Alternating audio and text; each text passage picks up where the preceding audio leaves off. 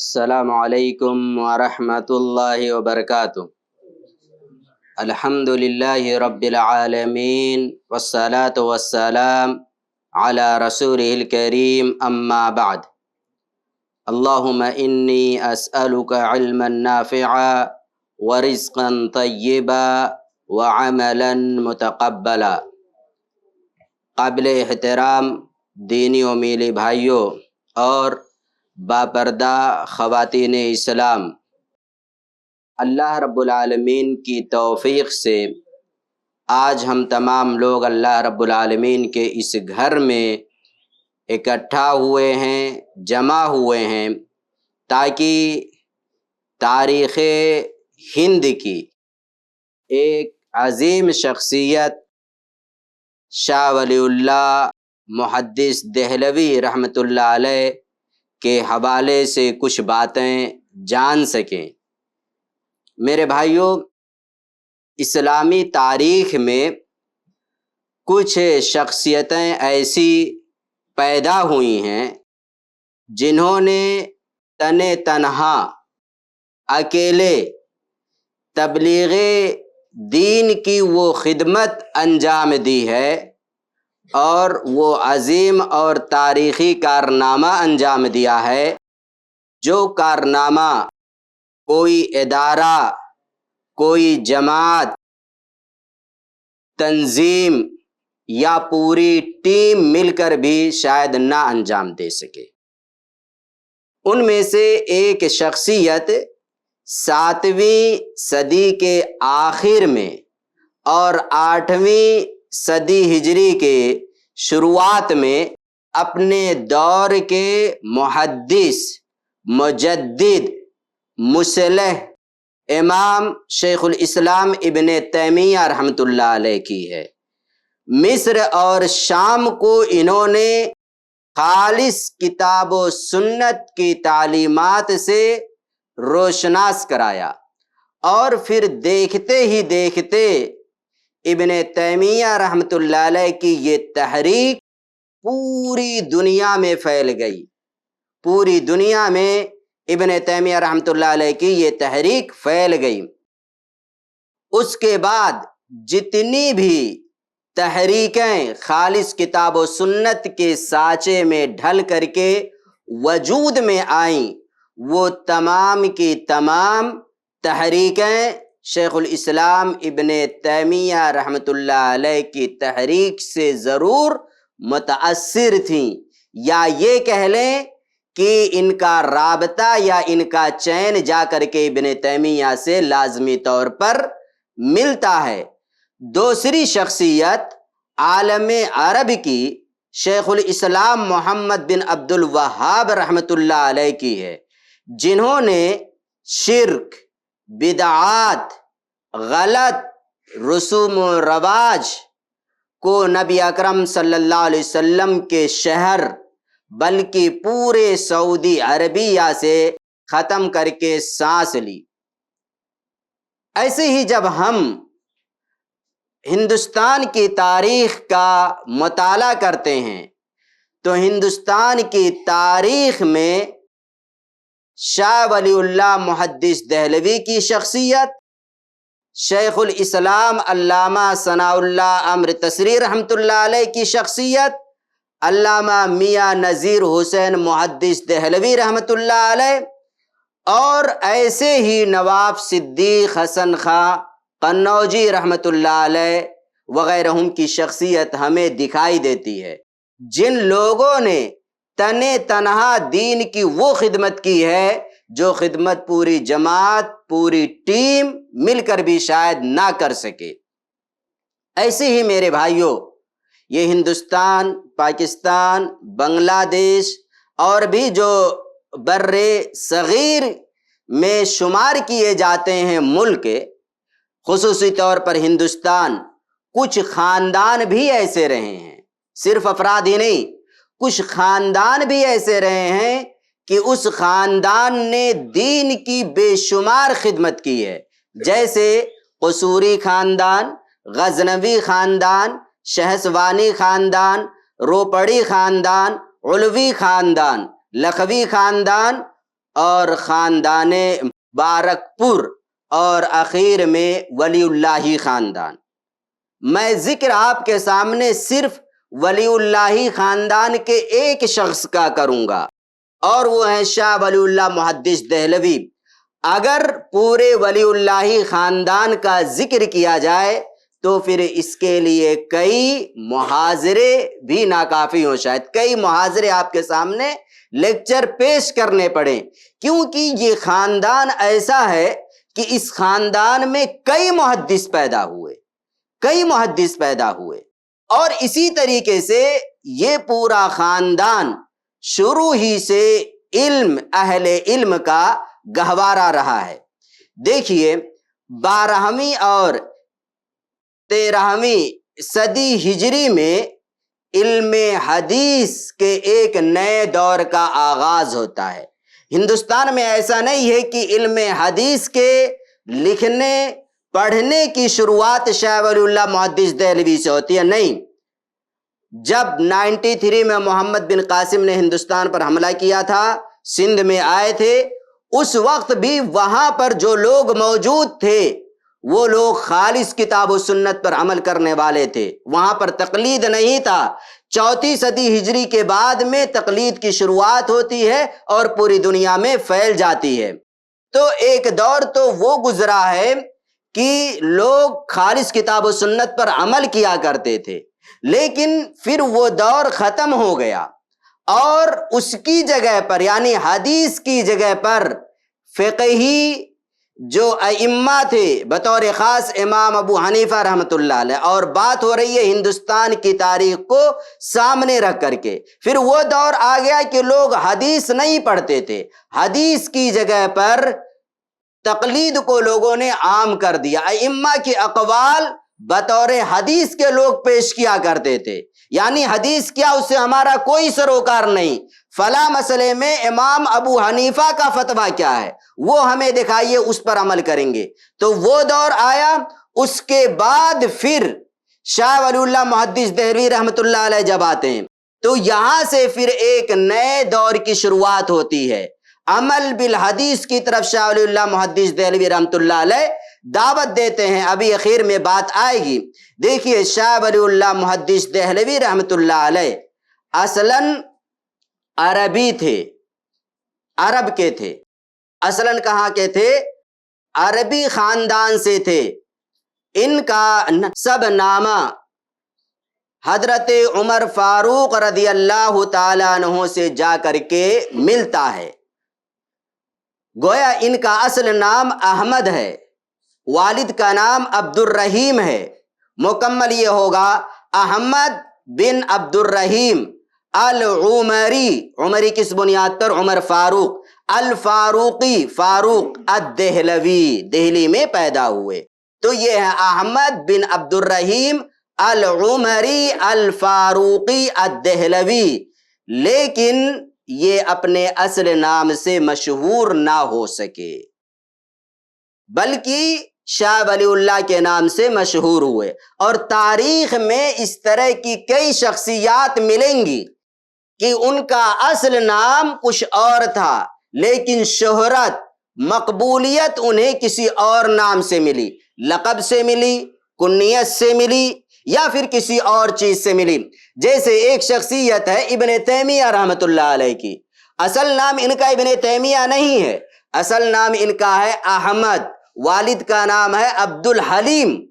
تو تاریخ میں اس طرح کی شخصیات ہوتی ہیں کہ ان کی خدمات کی بنیاد پر، ان کی عظمت کی بنیاد پر، ان کی علمی وقار کی بنیاد پر لوگ ان کا نام نہیں لیتے ہیں، ان کی کنیت سے، ان کے لقب سے انہیں یاد کرتے ہیں۔ شاہ ولی اللہ محدث دہلوی رحمۃ اللہ علیہ نے 2 شادیاں کی تھیں۔ سب سے پہلی بیوی سے محمد نام کے لڑکے پیدا ہوئے تھے، ان کا نام محمد رکھا تھا، اور سیرت نگاروں نے ذکر کیا ہے جب ان کی عمر 14 سال کی تھی تو ان کے والد نے ان کی شادی کر دی تھی۔ شاہ ولی اللہ محدث دہلوی رحمۃ اللہ علیہ کی پیدائش بہار کے اندر 1114 ہجری میں ہوتی ہے، 1114 ہجری میں ہوتی ہے۔ اگر عیسوی نکالیں گے تو 1703 عیسوی میں شاہ ولی اللہ محدث دہلوی رحمۃ اللہ علیہ کی پیدائش ہوئی ہے۔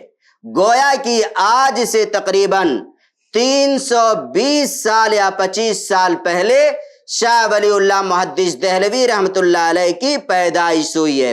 آپ دیکھیے اللہ رب العالمین کی حکمت ہوتی ہے، مصلحت ہوتی ہے۔ 1114 ہجری میں شاہ ولی اللہ کی پیدائش ہوتی ہے، اور ٹھیک ایک سال کے بعد یعنی 1115 ہجری میں اپنے وقت کے امام، مجدد، مصلح شیخ الاسلام محمد بن عبد الوہاب کی پیدائش ہوتی ہے۔ ان کی پیدائش کے ایک سال کے بعد شیخ الاسلام محمد بن عبد الوہاب کی پیدائش ہوتی ہے۔ اور ایک بات اور یہیں پر یاد کر لیجئے تاریخی اعتبار سے کہ شاہ ولی اللہ کی پیدائش کے ٹھیک 4 سال کے بعد یعنی 1118 ہجری میں بادشاہ اپنے وقت کا اورنگزیب ان کا انتقال ہو جاتا ہے۔ شاہ ولی اللہ کی پیدائش کے 4 سال کے بعد اورنگزیب کا انتقال ہو جاتا ہے۔ 7 سال کی عمر میں شاہ ولی اللہ محدث دہلوی رحمۃ اللہ علیہ نے قرآن حفظ کر لیا۔ اس کے بعد بہت سارے علوم انہوں نے اپنے والد سے حاصل کیا۔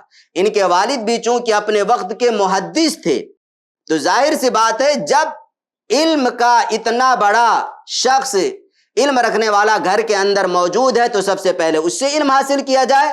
اور یہ پوری بھی ایک تاریخ رہی ہے کہ جیسے امام بخاری ہوئے یا اور بھی جو محدثین ہوئے ہیں کہ اگر ان کے والد عالم دین رہے ہیں تو انہوں نے گھر پر رہ کر کے اپنے والد سے بھی بحیثیت استاد کے بہت ساری چیزیں سیکھی ہیں۔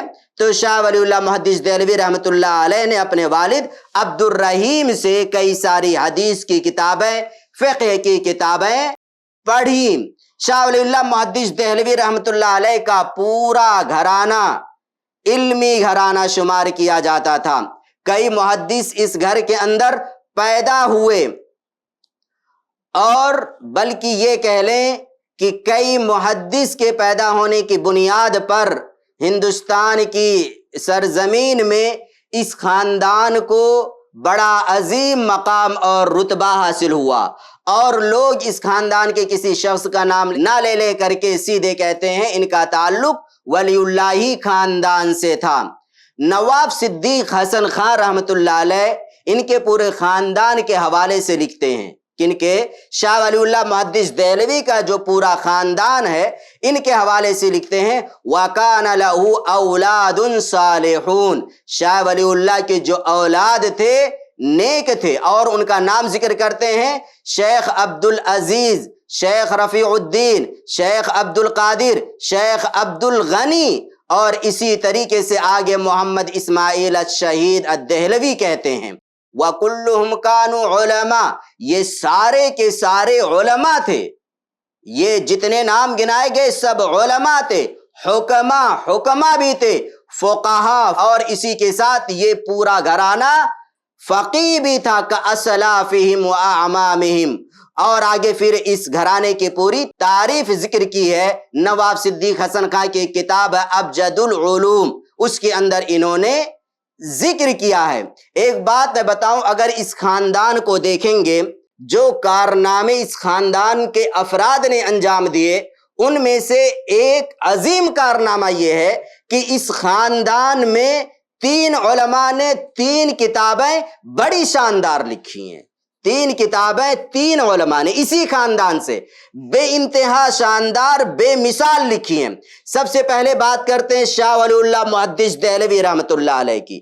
شاہ ولی اللہ محدث دہلوی رحمۃ اللہ علیہ نے شریعت کے سارے علوم و فنون میں تقریباً کتاب لکھی، حدیث میں، تفسیر میں، فقہ میں، اور سب میں لکھا۔ لیکن ان کی ایک کتاب حجت اللہ البالغہ، لوگ جانتے ہوں گے۔ اس کتاب کے سلسلے میں نواب صدیق حسن خان قنوجی رحمۃ اللہ علیہ نے لکھا ہے کہ 1200 سالہ تاریخ کے اندر اس طرح کی کوئی کتاب نہیں لکھی گئی۔ شریعت کے مقاصد، اسرار، رموز، حکمتیں، مصلحتیں کیا ہیں، ان سب کو بیان کرنے کے لیے شاہ ولی اللہ محدث دہلوی رحمۃ اللہ علیہ نے حجت اللہ البالغہ لکھا۔ تو یہ کتاب بڑی شاندار، کہتے ہیں 1200 سالہ تاریخ میں ایسی شاندار اور نایاب کتاب نہیں لکھی گئی۔ اس کے بعد میں شاہ ولی اللہ کے بیٹے ہیں شاہ عبد العزیز رحمۃ اللہ علیہ۔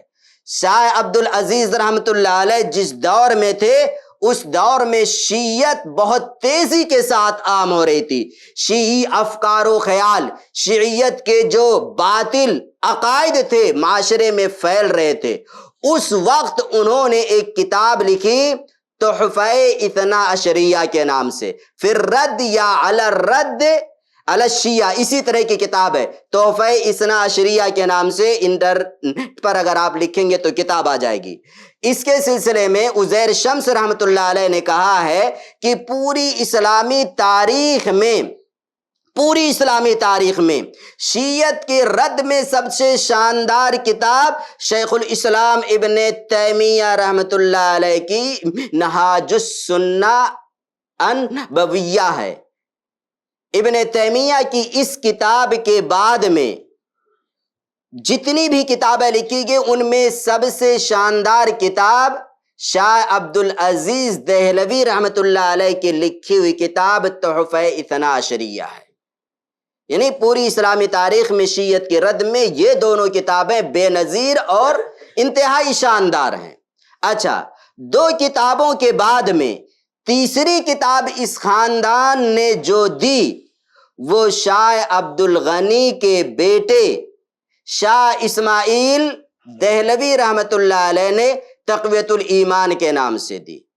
تقویۃ الایمان کے نام سے جس زمانے میں تقویۃ الایمان لکھی گئی، اس زمانے میں باطل عقائد کے جتنے بھی لوگ تھے، جس طرح کے بھی افراد تھے، سب حیران ہو گئے، پریشان ہو گئے کہ یہ ایسی کتاب، اور ایک ایک چیز اس زمانے میں، یعنی جس زمانے میں شاہ اسماعیل سے، ابھی آج کا آپ ہندوستان نہ دیکھیے، سن 2025 کے ہندوستان کا رنگ تعلیم کے اعتبار سے کچھ اور ہے، اور 1114 ہجری کے ہندوستان کا رنگ علم حدیث کے اعتبار سے کچھ اور تھا، آگے میں ذکر کروں گا۔ بہرحال تقویۃ الایمان، تو یہ 3 کتابیں اس خاندان نے بڑی عظیم اس امت کو دی ہیں۔ 17 سال کی عمر میں شاہ ولی اللہ محدث دہلوی رحمۃ اللہ علیہ کے والد کا انتقال ہو گیا۔ ان کے والد نے مدرسہ رحیمیہ کے نام سے ایک ادارہ کھول رکھا تھا، وہاں پر وہ لوگوں کو پڑھایا کرتے تھے۔ جب والد صاحب کا انتقال ہوا، انتقال کے بعد شاہ ولی اللہ محدث دہلوی رحمۃ اللہ علیہ یہاں پر لوگوں کو پڑھانے لگتے ہیں، لوگوں کو پڑھا رہے ہیں، جو بھی اس وقت کتابیں تھی فقہ کی پڑھاتے جا رہے ہیں۔ سن 1143 ہجری میں 1143 ہجری میں تقریباً اس وقت ان کی عمر 30 سال کی تھی یا 29 سال کی تھی۔ ان کے دل میں ایک خیال پیدا ہوتا ہے، اب چلو حجاز چلتے ہیں، حجاز سفر کرتے ہیں، حج وغیرہ کر لیتے ہیں۔ 1143 ہجری میں یہ حجاز کا سفر کرتے ہیں، اور 1145 ہجری میں یہ حجاز سے واپس آ جاتے ہیں۔ 2 سال گویا کہ آنا جانا ان کا لگا رہتا ہے، کئی مہینے وہ حجاز کے اندر یعنی مکہ اور مدینہ ٹھہرتے ہیں۔ وہاں پر انہوں نے مختلف علوم حاصل کیے، علم فقہ، علم حدیث اور علم تفسیر وغیرہ، لیکن سب سے جم کر اور سب سے بہترین انداز میں جو علم شاہ ولی اللہ محدث دہلوی رحمۃ اللہ علیہ نے حاصل کیا وہ علم حدیث تھا۔ حجاز میں گئے تو دیکھا حرمین میں دیکھ رہے ہیں کہ لوگ حدیث پڑھ رہے ہیں، پڑھا رہے ہیں، یہ بھی بیٹھ گئے، اور اس وقت وہاں پر بڑے بڑے علماء موجود تھے، بلکہ یہ کہہ لیں کہ بعض اساتذہ تو ایسے تھے کہ وہی استاد محمد بن عبد الوہاب کے ہیں اور وہی استاد شاہ ولی اللہ محدث دہلوی کے ہیں۔ تو وہاں کے علماء سے علم حدیث حاصل کیا، اور ایک کتاب لکھی انسان العین فی مشائخ الحرمین، یعنی حرمین کے جن جن علماء سے میں نے علم حاصل کیا ہے ان کا تذکرہ، ایک پوری کتاب لکھی ہے۔ اور اس کتاب کے اندر حرمین کے جن جن علماء سے انہوں نے علم حاصل کیا تھا ان سارے اساتذہ کا تذکرہ اس کتاب کے اندر کیا ہے۔ بہرحال 1145 ہجری میں جب یہ ہندوستان واپس آتے ہیں تو ان کی پوری شخصیت بدل جاتی ہے، پوری سوچ بدل جاتی ہے، ایک نیا جذبہ، ایک نیا شوق اور ایک نئے امنگ کے ساتھ میں وہ ہندوستان آتے ہیں، اور ان کا جو جذبہ ہوتا ہے وہ احیاء سنت رسول صلی اللہ علیہ وسلم کا ہوتا ہے۔ ان کی پوری محنت اس کے بعد میں صرف اسی پر ہوتی ہے کہ حدیثوں کو عام کیا جائے، لوگ حدیث پڑھیں۔ لیکن اس وقت ہندوستان کا ماحول دینی اعتبار سے اور سیاسی اعتبار سے بے انتہا خراب تھا۔ جب حجاز سے واپس آتے ہیں تو اس وقت ہندوستان کا چاہے سیاسی اعتبار سے ماحول ہو، دینی اعتبار سے ماحول ہو، دونوں پہلوؤں سے یہ ہندوستان کا پورا ماحول خراب تھا۔ سیاسی اعتبار سے دیکھیں تو بادشاہ آپس میں ٹکرا رہے تھے، اختلافات تھے۔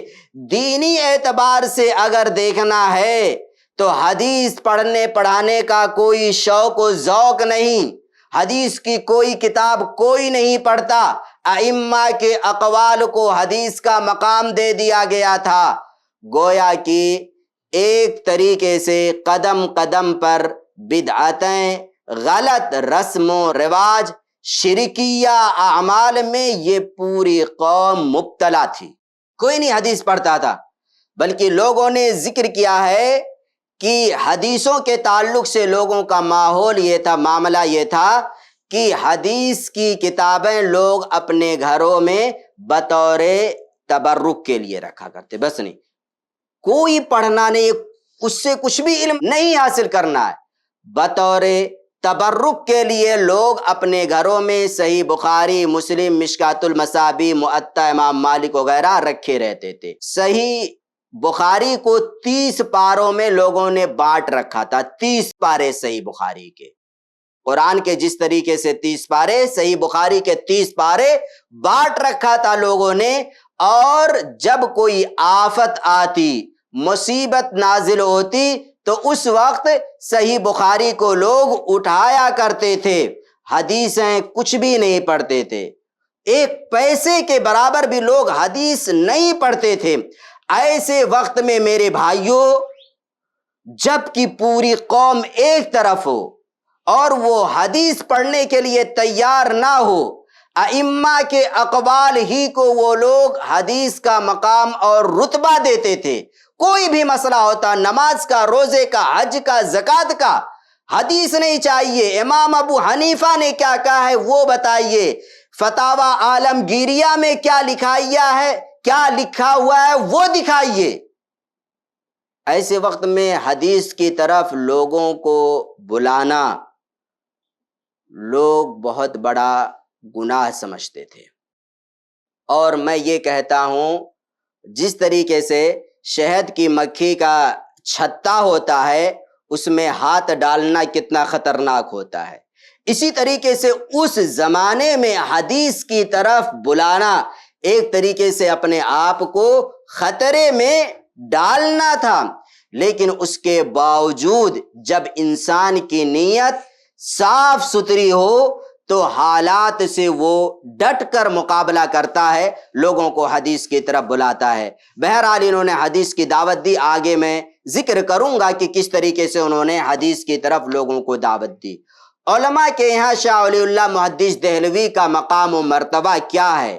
نواب صدیق حسن خان رحمۃ اللہ علیہ کہتے ہیں، حقیقت یہ ہے ان کا وجود اگر دور اول میں اور زمانے ماضی میں ہوتا تو ان کا شمار امام الائمہ میں ہوتا۔ اتنے بڑے فقیہ تھے شاہ ولی اللہ محدث دہلوی، اتنے بڑے فقیہ، محدث تو تھے ہی لیکن ساتھ میں فقیہ، اتنے بڑے تھے کہ نواب صدیق حسن خان رحمۃ اللہ علیہ نے کہا دور اول میں اگر شاہ ولی اللہ پیدا ہوتے تو امام الائمہ ہوتے، اور اسی طریقے سے ان کا اپنا ایک وقار، رتبہ، مقام و مرتبہ لوگوں کے درمیان میں ہوتا۔ ایک اور قول ذکر کرتا ہوں، حنفی عالم ہیں لیکن بہت زیادہ تعصب والے نہیں ہیں، سید سلیمان ندوی رحمۃ اللہ علیہ، وہ کہتے ہیں جس دور میں شاہ ولی اللہ محدث دہلوی کی ولادت ہوئی اس دور میں کہہ لیں ایک تو حکومت بالکل ٹوٹ رہی تھی اور عقیدے کے اعتبار سے مسلمان غلط رسوم و رواج میں مبتلا تھے، حدیث کوئی نہیں پڑھ رہا تھا، فتاوا پر لوگ جمع تھے، اکٹھے تھے۔ ایسے وقت میں شاہ ولی اللہ محدث دہلوی کی پیدائش اہل ہند کے لیے اللہ رب العالمین کی طرف سے بہت بڑی عظیم نعمت ہے۔ گویا کہ یہ حنفی ہیں لیکن اس کے باوجود انہوں نے اعتراف کیا کہ شاہ ولی اللہ کی پیدائش اہل ہند کے لیے رب العالمین کی طرف سے بہت بڑا تحفہ، گفٹ اور عطیہ ہے۔ نواب صدیق حسن خان رحمۃ اللہ علیہ نے اور بھی ان کی تعریف کی ہے، کہا وَقَدْ نَفَعَ اللَّهُ بِهِمْ وَبِعُلُومِهِمْ كَثِيرًا مِّنْ عِبَادِهِ الْمُؤْمِنِينَ، کہ شاہ ولی اللہ محدث دہلوی اور ان کے پورے خاندان کے علم سے اللہ رب العالمین نے لوگوں کو بہت فائدہ پہنچایا، ان کے علم سے لوگوں نے بہت فائدہ اٹھایا۔ اور میں کہتا ہوں میرے بھائیوں، تینوں کتابوں کا جو ذکر کیا، حجت اللہ البالغہ، تحفہ اثنا عشریہ اور تیسری کتاب تقویۃ الایمان، ان تینوں میں دیکھیں تقویۃ الایمان کا بہت بڑا رول اور کردار رہا ہے لوگوں کے عقیدے کے اصلاح کے باب میں۔ اس زمانے میں لکھی گئی 300 سال پہلے، 250 سال پہلے، اس وقت سے لے کر آج تک وہ کتاب پڑھی جاتی ہے، پڑھائی جاتی ہے۔ دینی اداروں میں بطور نصاب کے یہ کتاب داخل ہے، پڑھنا ہے لازمی طور پر۔ یہ اتنی عظیم کتاب شاہ اسماعیل رحمۃ اللہ علیہ نے لکھی، تو ان کے خاندان کے علم سے اللہ رب العالمین نے اہل ہند کو اور اطراف ہند والوں کو بے شمار فائدہ پہنچایا۔ شاہ ولی اللہ محدث دہلوی کی اولاد میں شاہ محمد ہیں، عبد العزیز ہیں، رفیع الدین ہیں، شیخ عبد القادر ہیں، شیخ عبد الغنی ہیں، یہ سب ان کی اولاد ہیں، اور یہ سارے کے سارے محدث ہیں۔ اللہ کی عظمت، اللہ رب العالمین کی رحمت خصوصی کس پر ہو جائے کچھ کہا نہیں جا سکتا۔ پورا خاندان ایک طریقے سے کہہ لیں محدث ہی محدث پیدا ہوتے گئے اور ایک سے بڑھ کر ایک نکلتے گئے۔ آخر میں دیکھیں شاہ ولی اللہ محدث دہلوی، شاہ عبد العزیز رحمۃ اللہ علیہ، اور پھر اسی میں شاہ اسحاق آتے ہیں، پھر آگے دیکھیں شاہ اسحاق کے بیٹے آتے ہیں شاہ اسماعیل رحمۃ اللہ علیہ۔ شاہ اسماعیل رحمۃ اللہ علیہ کی شخصیت بھی اپنے باب میں بڑی شاندار تھی، خصوصاً انگریزوں کا وقت تھا، اس وقت ان سے لڑنے میں، مقابلہ کرنے میں کیا کہتے ہیں ان کی شخصیت سید احمد شہید کے ساتھ میں بالکل ساتھ میں رہا کرتی تھی۔ شاہ صاحب کے شاگردوں میں دیکھیں گے تو ان کی اولاد ہی ان کی شاگرد ہے۔ مسلکن شاہ ولی اللہ محدث دہلوی کیا تھے؟ مسلکن کیا تھے یہ دیکھیے، جب کوئی شخصیت عظیم ہوتی ہے، جامع ہوتی ہے نا، تو اسے ہر مکتب فکر کے لوگ اپنی طرف کھینچنے کی کوشش کرتے ہیں۔ کوئی شاہ ولی اللہ کو کہے گا حنفی تھے، کوئی کہے گا صوفی تھے، ایسے صرف انہی کے ساتھ میں ایسا نہیں ہے، تاریخ میں اور بھی شخصیتیں ایسی ہیں کہ ان کو کوئی حنفی کہتا ہے، کوئی شافعی کہتا ہے، کوئی مالکی کہتا ہے، کوئی کچھ اور کہتا ہے، تو ان کو بھی۔ لیکن صحیح بات یہ ہے شاہ ولی اللہ محدث دہلوی رحمت اللہ علیہ سفر حجاز سے پہلے ہو سکتا ہے وہ واضح نہ رہے ہوں، مسلک کیا تھا ان کا سفر حجاز سے پہلے ہو سکتا ہے واضح نہ رہا ہو، لیکن سفر حجاز کے بعد ان کا مسلک بالکل واضح ہو گیا تھا، اور وہ تھا اتباع کتاب و سنت، خالص قرآن پر، خالص حدیث پر عمل کی دعوت لوگوں کو دی جائے۔ محدثین فقہا کا جو طریقہ ہے اسی پر عمل کیا جائے، اور ایسا نہیں ہے یہ بات ہوا ہوائی ہے۔ آپ ان کی کتابیں پڑھیں، ان کی کتابیں، شاہ ولی اللہ محدث دہلوی کی کتاب پڑھیے، کئی جگہوں پر کئی کتابوں میں حجت اللہ البالغہ دیکھ لیں، بہت شاندار ایک باب اس کے اندر ہے کہ اہل حدیث اور اہل الرائے کے درمیان الفرق بین اہل الحدیث و اہل الرائے، اہل رائے اور اہل حدیث کے درمیان فرق کیا ہے، کیا فرق ہے، وہ ساری چیزیں اس کے اندر ذکر کی ہیں۔ تو کئی کتابوں میں انہوں نے ذکر کیا، واضح کیا ہے کہ اصل میں جو دعوت دیتا ہوں کتاب و سنت کی طرف، اور صرف اتنا ہی نہیں، احکامات میں آپ دیکھ لیجئے، امام کے پیچھے سورہ فاتحہ پڑھنا، اس میں آپ دیکھیے ان کی کیا رائے ہے، رفع الیدین میں دیکھیے ان کی کیا رائے ہے، وطر واجب ہے یا سنت مؤکدہ ہے، اور اس کو آپ کو دیکھنا کہاں سے ہے، احناف کی رائے کیا ہے، کیونکہ زیادہ تر ان کو جو لوگ کھینچتے ہیں وہ احناف کھینچتے ہیں اپنی طرف، کہتے ہیں یہ حنفی تھے۔ تو ایک طرف دیکھیے سورہ فاتحہ کے معاملے میں احناف کی رائے کیا ہے، امام کے پیچھے شاہ ولی اللہ کی رائے کیا ہے، رفع الیدین کے سلسلے میں احناف کا مسلک کیا ہے، شاہ صاحب کیا بات کہتے ہیں، وطر سنت مؤکدہ ہے یا واجب ہے، احناف کے آرا دیکھیے، ان کے ہاں واجب وہ کہتے ہیں، شاہ صاحب کے ہاں واجب نہیں ہے۔ اور اسی طریقے سے تکبیرات عیدین کی تعداد کتنا، احناف کے ہاں آپ دیکھ لیجئے، شاہ ولی اللہ کے ہاں دیکھ لیجئے، کئی مسائل ایسے ہیں، حجت اللہ البالغہ ان کی کتاب ہے، اور بھی ان کی کتابیں ہیں، تو ان ساری کتابوں میں دیکھ سکتے ہیں۔ یہ تو ہے ان کی زندگی، کب پیدا ہوئے، تعلیم کیسے حاصل کی، اولاد، شادیاں، 2 شادیاں انہوں نے کی، علم کہاں کہاں حاصل کیا، اور بھی بہت ساری چیزیں۔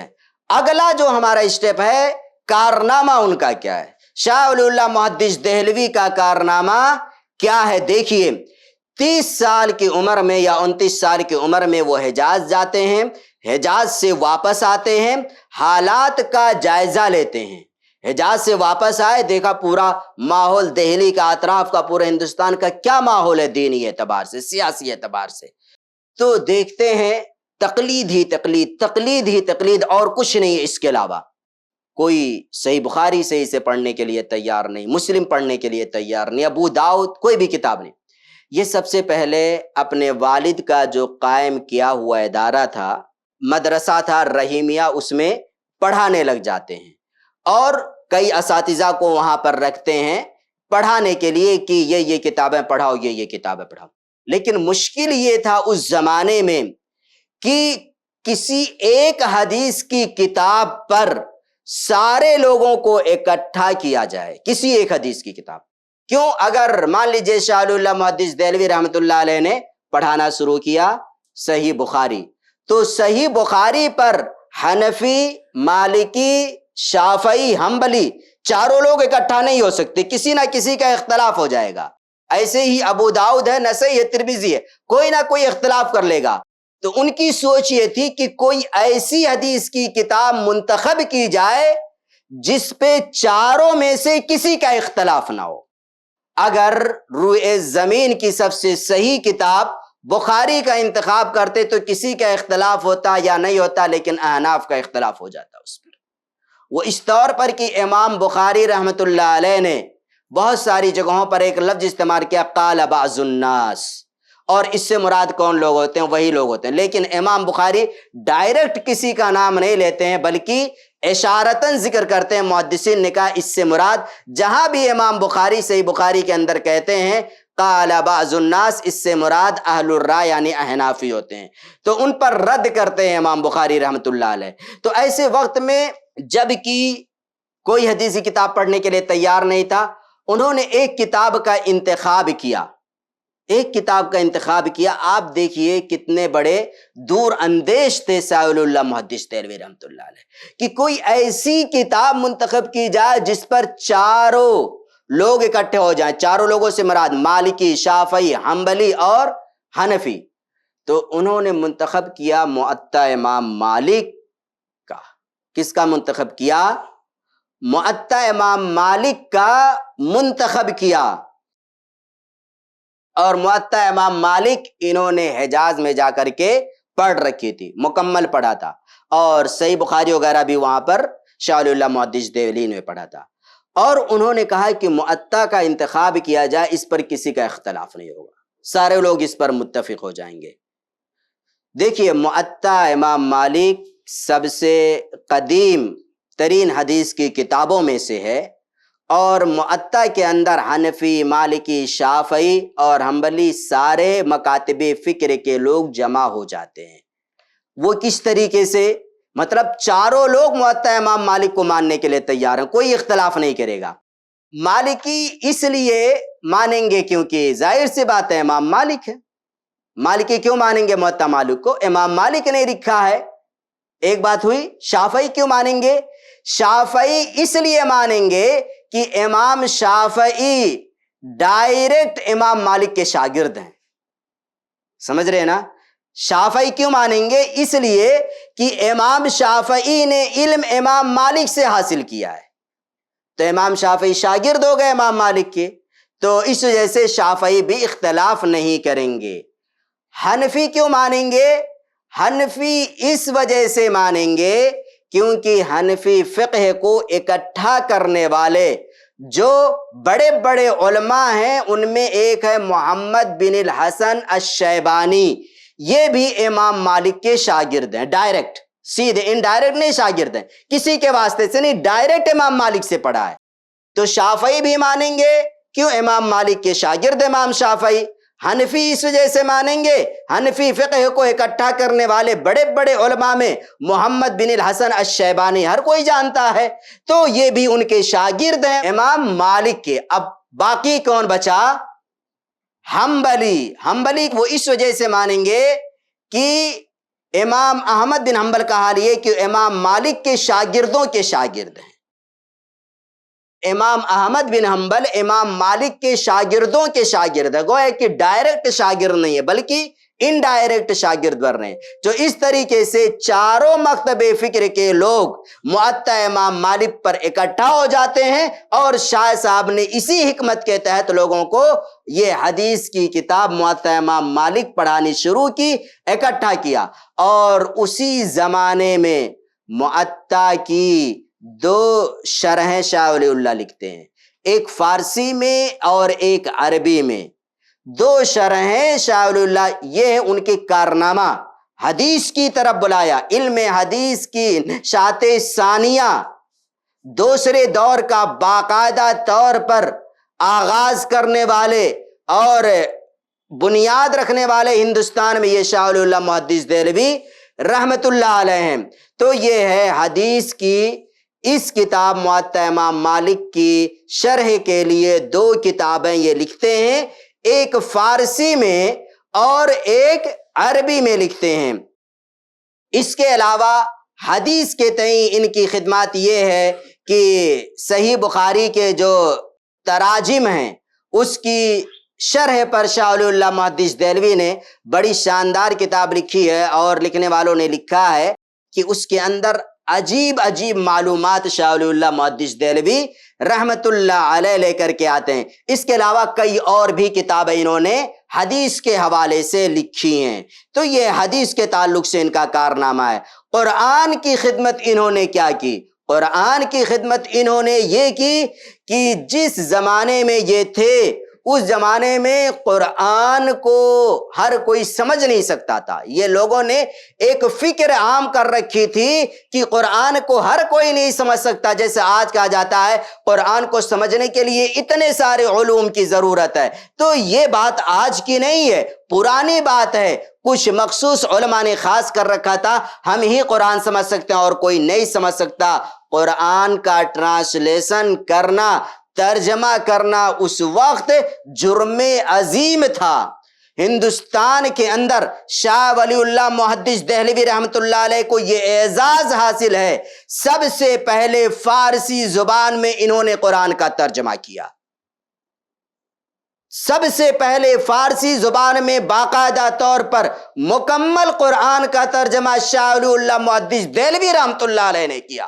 اور جب قرآن کا ٹرانسلیشن ترجمہ شاہ ولی اللہ محدث دہلوی رحمت اللہ علیہ نے کیا تو لوگ حیران رہ گئے، ایک انقلاب آ گیا، کفر کا فتویٰ ان کے خلاف صادر کیا گیا، ان پر حملے سازشیں کیا کیا نہیں کی گئیں. کیوں؟ ایسے ماحول میں قرآن کو فارسی میں ترجمہ کر کے رکھنا لوگ کیا سمجھتے تھے؟ گناہ سمجھتے تھے. لیکن سب سے پہلے انہوں نے قرآن کا ترجمہ فارسی میں کیا اور جو بھی مخالفتیں ہوئیں سب کو برداشت انہوں نے کیا.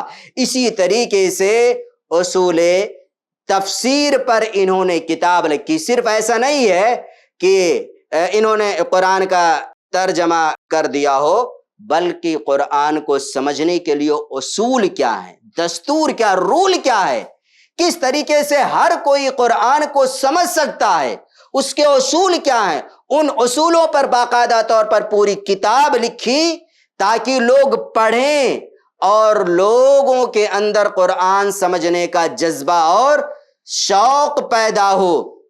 ایک دو نہیں، 4-5 کتابیں انہوں نے صرف قرآن کے حوالے سے لکھی، حدیث کے حوالے سے کئی ساری کتابیں لکھی. یہ تو ہوئی بات قرآنی خدمات اور حدیثی خدمات کے حوالے سے. لیکن ایک بات اور دیکھ لیں، آپ کے سامنے ذکر کر دیتا ہوں. شاہ ولی اللہ محدث دہلوی ایسا نہیں ہے کہ صرف محدث تھے، فقیہ تھے، امام تھے. شاہ ولی اللہ محدث دہلوی شاعر بھی تھے. یہ اللہ رب العالمین کی خصوصی عطا ہوتی ہے. یہ ہندوستان میں رہتے ہیں لیکن عربی زبان پر کمانڈ گرفت بے انتہا ان کو حاصل تھی. فارسی، چونکہ اس وقت ان کی بہت ساری کتابیں فارسی میں ملیں گی، نام عربی میں لکھے، نام کتاب کا عربی میں، لیکن جو کتاب لکھی فارسی میں. معلوم ہے کیوں؟ کیونکہ اس وقت ان کے زمانے میں فارسی لوگ بولتے تھے، سمجھتے تھے، لکھتے تھے. آج ہمارے وقت میں فارسی نہ بولی جاتی نہ لکھی جاتی بلکہ اردو نے اس کی جگہ لے. لیکن ان کے زمانے میں فارسی لوگ بولتے تھے، پڑھتے تھے، لکھتے تھے. تو کئی ساری کتابیں شاہ ولی اللہ محدث دہلوی رحمۃ اللہ علیہ نے فارسی میں لکھی. اور شاعر بھی یہ تھے، لیکن ان کی کوئی دیوان ابھی ہمارے سامنے نہیں آ سکی. یعنی شاعری کی کوئی ان کی کتاب باقاعدہ طور پر اب تک مارکیٹ میں موجود نہیں ہے. لیکن ان کے سیرت نگار ذکر کرتے ہیں کہ یہ شاعر بھی تھے. اللہ کے رسول صلی اللہ علیہ وسلم کی تعریف میں کئی سارے اشعار شاہ ولی اللہ محدث دہلوی رحمۃ اللہ علیہ نے کہے ہیں اور وہ کتابوں میں موجود ہیں. قرآن حدیث کے بعد تیسرا کارنامہ ان کا آتا ہے کتابوں کی تصنیف و تالیف کا. کتابیں انہوں نے لکھی، واعظ کی، تقریر کی، پڑھایا. لیکن اس کے ساتھ میں شاہ ولی اللہ محدث دہلوی رحمۃ اللہ علیہ نے کتابیں بھی لکھی. اور ان کی کتابوں میں میں نے ذکر کیا سب سے شاندار جو کتاب ہے وہ حجت اللہ البالغہ ہے. اس کتاب کے حوالے سے عبدالحی لکھنوی رحمۃ اللہ علیہ، یہ بھی حنفی عالم ہے، اہل حدیث نہیں ہے، عبدالحی لکھنوی رحمۃ اللہ. لیکن ایک تو ہوتا ہے تعصب جو جسم کے ایک رگ میں بھرا ہوا ہوتا ہے، اپنے مسلک کے خلاف کوئی بھی بات گوارا نہیں ہے، چاہے 100 حدیثیں پیش کر دو. لیکن ایک ہوتے ہیں انصاف پسند ہوتے ہیں تو مطلب حنفی ہیں، مالکی ہیں، شافعی ہیں، کچھ بھی ہیں، لیکن اعتدال کا راستہ ہوتا ہے. یعنی اگر حدیثیں مل جاتی ہیں تو کہتے ہیں اگر عمل کرنا چاہتے تو عمل کر سکتے ہیں. تو عبدالحی لکھنوی رحمۃ اللہ علیہ کا معاملہ ایسا ہی تھا.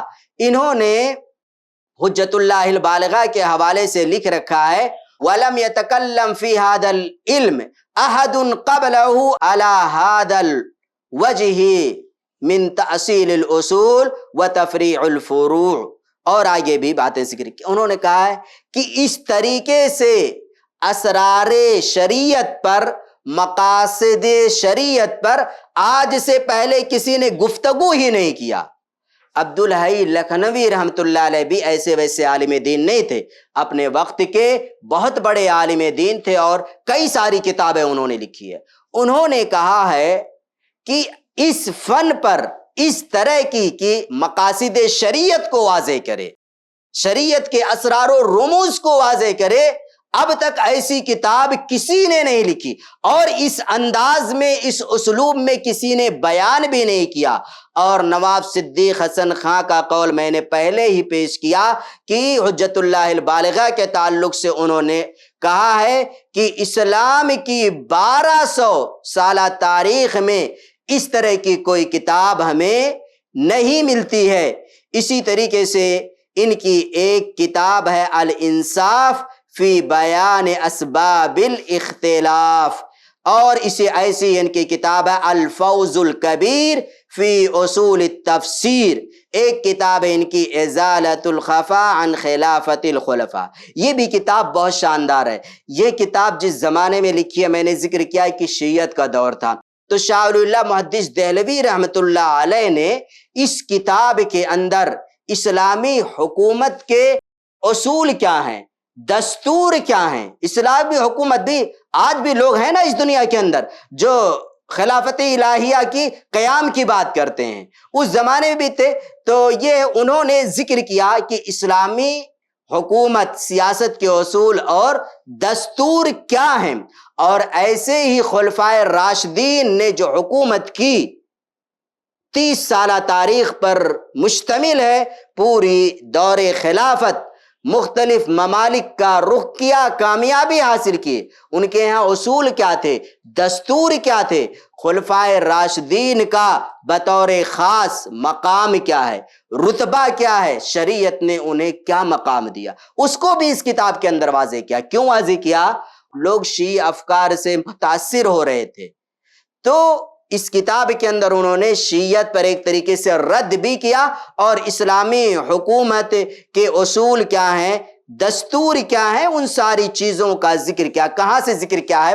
اللہ کے رسول صلی اللہ علیہ وسلم کے زمانے سے لے کر کے جس زمانے میں وہ تھے وہاں تک پوری اسلامی حکومت کی تاریخ، دستور جو بھی ہے، ساری چیزیں انہوں نے اس کتاب کے اندر ذکر کی ہے۔ اور یہ آسان بات نہیں ہے میرے بھائیو۔ آج کوئی ہم سے پوچھ لے کہ ہندوستان میں جو اسلامی حکومت تھی اس کے حوالے سے کچھ بتائے، ابھی فی الحال ایسا نہیں ہے کہ ہم سب کچھ آپ کو بتا دیں گے، کتابیں پڑھنی پڑیں گی اور بھی۔ تو یہ جو پوری اسلامی تاریخ ہے، پوری اسلامی تاریخ پر لکھنا، تجزیہ کرنا، بولنا آسان بات نہیں ہے۔ نہ جانے کتنی کتابوں کا مطالعہ شاہ ولی اللہ محدث دہلوی رحمۃ اللہ علیہ نے کیا ہوگا۔ عبدالحی لکھنوی رحمۃ اللہ علیہ نے اس کتاب کے بارے میں کہا ہے کہ کتاب عدیم النظیر فی بابہ لم یؤلف مثلہ قبلہ ولا بعدہ۔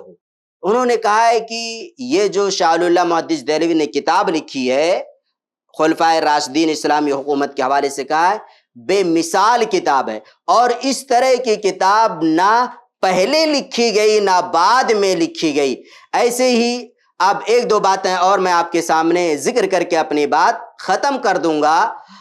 عقیدے میں بھی شاہ ولی اللہ محدث دہلوی رحمۃ اللہ علیہ نے کتاب لکھی۔ ان کا انتقال جو ہوتا ہے میرے بھائیوں، 62 سال کی عمر میں شاہ ولی اللہ محدث دہلوی کا انتقال ہو جاتا ہے 1176 ہجری میں۔ 1114 میں ان کی ولادت ہوتی ہے اور 1176 میں ان کا انتقال ہو جاتا ہے۔ 62 سال کی انہیں عمر ملتی ہے، دہلی میں ان کا انتقال ہوتا ہے۔ ان کی پوری زندگی کا نچوڑ اور لب لباب کہہ لیں تو تقریباً 40 سے 45 سالہ دعوت و تبلیغ پر مشتمل ہے۔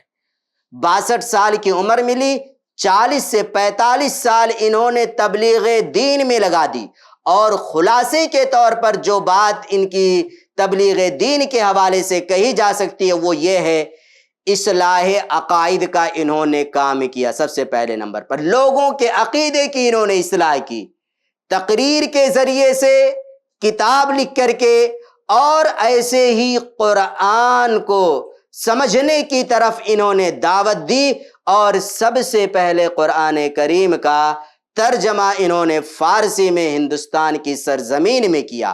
بدعات جتنی تھی سب کے خاتمے کے لیے یہ تیار ہوئے، اور بدعتوں کی جگہ پر انہوں نے حدیث رسول کو جگہ دینے کی کوشش کی، لوگوں کو پابند بنایا، تقلید چھوڑو، بدعتوں کو چھوڑو، صحیح بخاری پڑھو، مشکات پڑھو، مسلم پڑھو، ابو داؤد پڑھو، ساری کتابوں کے پڑھنے کا پابند بنایا، اور پورا ایک ماحول بنا دیا، اور ایسا شاندار ماحول بنایا کہ شاہ ولی اللہ محدث دہلوی رحمۃ اللہ علیہ نے بنیاد رکھی ان کے اولاد نے اسے آگے بڑھایا، شاہ اسماعیل نے اور آگے بڑھایا، پھر اس کے بعد آتے ہیں اور اس پورے کام کو ایک طریقے سے کہہ لیں درخت کی شکل عطا کرنے والے شیخ العرب والعجم میاں نذیر حسین محدث دہلوی ہیں۔ یہ بھی دیکھیں میاں صاحب بھی اسی خاندان سے علم حاصل کرتے ہیں۔ شاہ اسحاق جب ہجرت کرنے والے ہوتے ہیں تو ان کی جگہ پر میاں صاحب ہی آتے ہیں، بلکہ اس سلسلے میں ایک واقعہ بھی میں آپ کے سامنے ذکر کر دوں۔ شاہ اسحاق جب ہجرت کر کے حجاز جانے والے ہوئے تو احناف نے کہا کہ ان کی جگہ پر میاں نذیر حسین محدث دہلوی کیوں آ رہے ہیں، کوئی اور کیوں نہیں آتا، کوئی حنفی آنا چاہیے، شاہ اسحاق کی جگہ پر کوئی حنفی آنا چاہیے۔ تو اس وقت شاہ اسحاق نے کہا کہ ایسا ہے، امتحان لیتا ہوں، جو امتحان میں کامیاب ہو جائے گا میری جگہ پر وہی لوگوں کو حدیث پڑھائے گا۔ شاہ صاحب نے امتحان لیا اور امتحان میں میاں صاحب کامیاب ہو گئے، میاں صاحب امتحان میں کامیاب ہو گئے اور ان کی جگہ پر بیٹھے۔ اسی وجہ سے تو ان کو کہا جاتا ہے شیخ العرب والعجم۔ میاں نذیر حسین محدث دہلوی کو کیا کہتے ہیں؟ شیخ العرب والعجم، یعنی عربوں کے بھی یہ شیخ ہیں اور عجمیوں کے بھی یہ شیخ ہیں۔ عرب، یمن اور امارات، نہ جانے دنیا کے کس کس کونے سے میاں صاحب سے لوگ علم حاصل کرنے کے لیے آتے تھے۔ اتنا اصل مسئلہ یہ تھا، فقہ حنفی کی جو باریکیاں تھیں، جزئیات تھے، میاں نذیر حسین محدث دہلوی بے انتہا واقف تھے۔ بلکہ اس زمانے کی فتوی کی کتاب جو تھی فتاوی عالمگیریہ، فتاوی عالمگیریہ، کئی علماء نے، بادشاہ وقت نے کئی علماء کو جمع کیا، جمع کر کے وہ کتاب لکھوائی، فیصلے اسی کتاب سے ہوتے تھے۔ فتاوی عالمگیریہ کو کئی حصوں میں ہے، یہ 2 بار میاں نذیر حسین محدث دہلوی نے شروع سے اخیر تک پڑھ رکھا تھا، مطالعہ کر رکھا تھا۔ تو یہ ہے بے انتہا علم تھا۔ تو یہ بھی کیا کہتے ہیں، میاں صاحب بھی ولی اللہ خاندان ہی سے استفادہ کیے ہوئے ہیں۔ اسی طریقے سے حدیث کو میاں صاحب نے عام کیا اور یہ کہا دیکھو فقہ اپنی جگہ پر، اصول فقہ اپنی جگہ پر، لیکن فیصلے جو کیے جائیں گے حدیث کی روشنی میں کیے جائیں گے، فقہ کی روشنی میں نہیں۔ حدیث کو حاکم مانا جائے، فقہ کو محکوم مانا جائے، اور ایک طریقے سے کہہ لیں اسلامی خلافت کے جو اصول اور دستور ہیں اس کو بھی شاہ ولی اللہ محدث دہلوی رحمۃ اللہ علیہ نے لوگوں کے سامنے پیش کیا۔ شریعت کے اسرار کیا ہیں، مقاصد کیا ہیں، نماز، روزے، حج، زکوٰۃ، اگر ہماری شریعت نے 4 شادی کرنے کی اجازت دی تو اس میں کیا حکمت ہے، مصلحت کیا ہے، ان تمام پر شاہ ولی اللہ محدث دہلوی رحمۃ اللہ علیہ نے شاندار گفتگو کی۔ اور اسی طریقے سے جو اس وقت سیاسی خلفشار تھا، سیاسی اختلافات تھے، ان لوگوں کی بھی شاہ ولی اللہ محدث دہلوی رحمۃ اللہ علیہ نے رہنمائی کی۔ اور ایسے ہی آخری بات یہ، ایک طریقے سے کہہ لیں مکمل خلاصہ، حجاز سے واپس آنے کے بعد میں 3 کام یہ صرف کرتے ہیں۔ حجاز سے اصل دیکھیے ان کی پوری زندگی تبدیل ہوتی ہے جو وہ سفر حجاز سے ہوتی ہے۔ جو مکہ گیا، مدینہ گیا، اس کے اندر سمجھ لیجئے کہیں نہ کہیں انقلاب آ گیا۔ یہ گئے، واپس آئے، 3 کام میں لگے خالص طور پر، اور 40-45 سال تک صرف یہی 3 کام کرتے رہے۔ نمبر 1 حدیث پڑھانا، حدیث پڑھاتے رہے لوگوں کو۔ نمبر 2 کتابیں لکھنا، حدیث بھی پڑھاتے تھے، وقت نکال کر کے کتابیں بھی لکھتے تھے، کئی فنون میں، تفسیر میں، فقہ میں، حدیث میں، اصول تفسیر میں، سیرت میں، شعر میں، سارے فنون میں انہوں نے کتابیں لکھی۔ 2 کام ہوئے۔ تیسرا کام لوگوں کے عقائد کی اصلاح اور واعظ و نصیحت کرتے تھے، موقع ملتا تھا واعظ و نصیحت کرتے تھے، عقیدے کی اصلاح کرتے تھے۔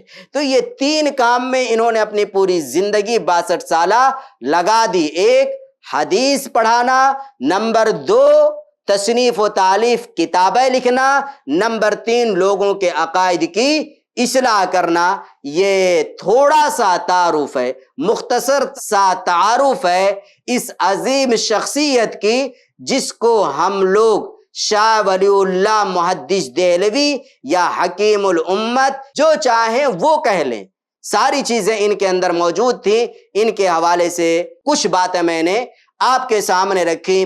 اللہ رب العالمین سے دعا ہے الہ العالمین تو ہم تمام لوگوں کو اپنے اسلاف کے کارناموں سے واقف ہونے کی توفیق دے۔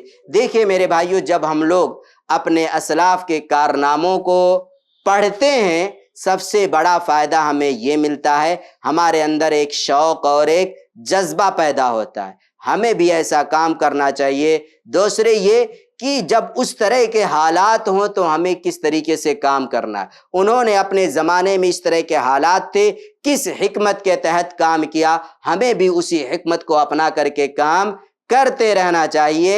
یہ اسلاف کے کارنامے ہمارے لیے روشنی کا کام کرتے ہیں، انہی روشنیوں کے سہارے ہم اپنے ہدف کو، مقصد کو پا سکتے ہیں، اس کے بغیر نہیں۔ تو یہ کچھ فائدے ہیں اسلاف کے کارناموں کو یاد کرنے کے۔ اور یاد رکھیے گا، اگر ہم تاریخ کو یاد رکھیں گے تو تاریخ ہمیں یاد رکھے گی، اگر ہم تاریخ کو اپنے سینے میں جگہ دیں گے تو تاریخ بھی ہمیں اپنے سینے میں جگہ دے گی۔ جو قوم اپنی تاریخ کو بھول جاتی ہے، تاریخ بھی اسے بھلا دیتی ہے۔ والسلام علیکم ورحمۃ اللہ وبرکاتہ۔ ایسے ہی فائدے مند اسلامک ویڈیوز دیکھنے اور منہج سلف پر کتاب و سنت کی تعلیمات کو عام کرنے میں ہمارا تعاون کریں، تاکہ آپ کے لیے ذریعہ نجات، جنت کے حصول کا سبب، ساتھ ہی مال میں برکت و اضافے کا ذریعہ بھی بنے۔ آمین۔ جزاک اللہ خیرن۔